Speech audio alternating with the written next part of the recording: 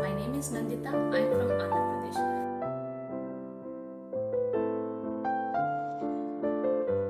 Good morning, dear friends. Today we are going to discuss about Adivasis.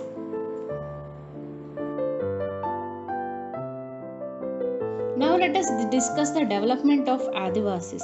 As you already read in your history book textbook, forests were absolutely crucial to the development of all empires and settled civilizations in India. Metal ores like iron and copper, and gold and silver, coal and diamonds, invaluable timber, most medicinal herbs, and animal products like wax, lac, honey, and animals themselves are came from the forest. In addition, the continuation of a life depends heavily on the forest that helps recharge many of India's rivers and as is becoming clearing now. Crucial to the availability and quantity of our air and water.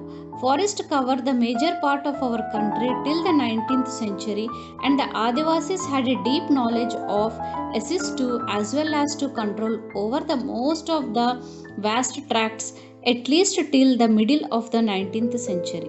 This meant that they were not ruled by large states and empires. Instead of often empires heavily depend on Adivasis for the crucial access to forest resources.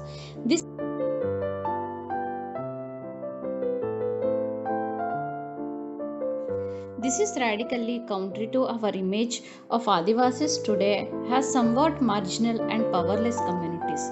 In the pre-colonial world, they were traditionally ranked hunters, gatherers, and nomads, and they lived by shifting agricultural and also cultivating in one place. Although this remained for the past 200 years, Adivasis have been increasingly forced through economic changes, forest policies, and political force applied by the state and private industry to migrate to live as workers in plantations, as construction sites and industries, and as a domestic workers. For the first time in history, they do not control how much direct access to the forest territories. Forest lands have been cleared for timber and to get land for the agriculture and industries. Adivasis have also lived in areas that are rich in mineral and the other natural resources. They are taken over for mining and the other large industrial projects. Powerful forces have often clouded allowed to take over tribal land. Much of the time, the land is taken away forcefully and producers are not followed. According to official figures, more than 50% of persons displaced due to mines and mining projects are tribals.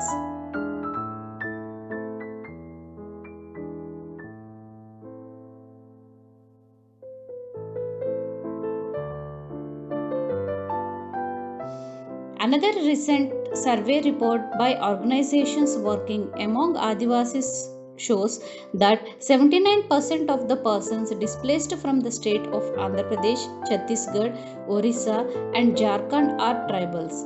Huge tracts of their land have also gone under the waters of hundreds of dams that have been built in independent India. In the northeast, their lands remain highly militarized. The India has 104 national parks covering 40,501 square centimeters and 543 wildlife sanctuaries covering 1,18,918 square kilometers. These are areas where tribal originally lived but they were evicted from. When they continue to stay in this forest, they are termed encroachers. Losing their lands and accessing to the forest means the tribals lost their main source of livelihood and food. Having gradually lost access to their traditional homelands, many Adivasis have migrated to cities in search of work where they are employed for few low wages in local industries or at built on other construction sites. They get caught in a cycle of poverty and deprivation. 45% of tribal groups in rural areas and 35% in urban areas live below the poverty line. This leads to deprivation in other areas. Many tribal children are malnutrition and literacy rates among tribals are also very low. When Adivasis are displaced from their lands, they lose much more than a source of income. They lose their traditions and customs, a way of living and being. They took our farming land, they left some houses, they took the cremation grounds, temples, well, and pond. If we ask how we survive, a person named Govinda Maran, who was displaced due to refinery project in Odisha, as you have read, this exists an interconnectedness between the economic and social dimensions of tribal life. Destruction in one sphere naturally impacts the other. Often, this process of dispoisons and displacements can be painful and violent. From the 1830s onwards, Adivasis from Jharkhand and adjoining areas moved in a very large number to various plantations in India, and India's tea industry became possible with their labor in Assam.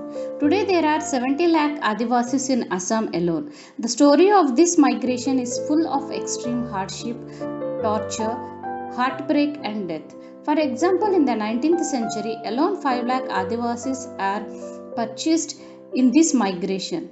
The song below captures the hopes of the migrants and the reality they faced in Assam.